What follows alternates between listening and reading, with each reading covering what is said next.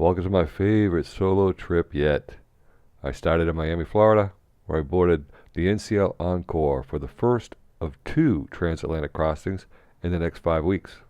The first leg of this amazing trip began with a 14-day cruise from Miami, Florida to Southampton, England. The first port of call was back in the Azores at Ponta Delgada, and then get ready to cross the Bay of Biscay to La Coruña, Spain.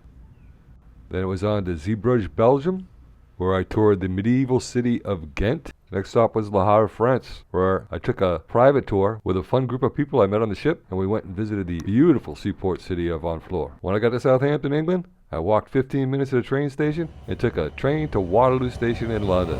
At Waterloo Station, I picked up the tube and went to King's Cross Station because I was staying for 3 nights at the Crowne Plaza, London King's Cross. I have a video on that I hope you check out. The next day I was on the tube, headed to Leicester Square, where I was meeting a friend for lunch, someone I'd met on a previous transatlantic cruise. Then I jumped on the hop-on, hop-off bus to see all my favorites, like the Tower Bridge, the Tower of London, St. Paul's Cathedral, Buckingham Palace, the Victoria Statue, and my favorite pub in London, the Sherlock Holmes pub, which is right next to Trafalgar Square, that had an amazing Christmas market going on. I took the big bus tour, which has always been one of my favorites, and I went by Parliament, Westminster Abbey, the Elizabeth Tower, to hear Big Ben, and saw the London Eye. You should try that at least once. On the last day in London, I walked to King's Cross and St. Pancras stations to see the Harry Potter platform 9 3/4, and then across the street to St. Pancras to catch the Eurostar to take the train to Paris. A Eurostar Plus ticket includes a tasty meal. After the 2.5-hour ride, I arrived in Paris at Gare du Nord and walked about 20 minutes to the Holiday Inn Opera, a nice hotel with a metro station at the front door. Check out my hotel video. I stayed in Paris for 2 nights and it was cold and snowy. I tried the hop-on, hop-off bus, but it was too cold and I couldn't see anything. So I decided just to stay warm and take the metro. Use that Navigo Easy Pass. It's a great way to travel to Metro. I thought the Apollo statue at the Louvre looked like he was taking a selfie. Now it's time to get on the Metro and head to Gare de Lyon, where I stop in at the Grand Voyager First Class Lounge, which you can do if you have a first class international ticket. Pick yourself up some free coffee and relax before the 6-hour and 45-minute train ride to Barcelona. In case there's not a bistro car, which there was, you might want to stock up on food at Gare de Lyon. There's plenty of food there. And the TGV has great Wi-Fi with a great map. You can follow along and plan your next trip and plan your dinner. It's one thing I love about trains. You just sit back, relax, watch the train go by, and see some beautiful sunrises and sunsets. Welcome to Barcelona. Bienvenidos a Barcelona. Once I got to Barcelona, I called an Uber, and it was a 15-minute and €30 ride to the Hilton Diagonal Mar. A beautiful hotel right on the coast, and as usual, I have a video on that. Check it out. And I'm just roaming around in Barcelona, Gothic Quarter. I'm not really sure where I'm going, but I'll find something cool. Let's go. Barcelona Cathedral. It's a beautiful cathedral. I think it was €14 to get in, and you can take the ride up the elevator to the roof and get some amazing views of the city.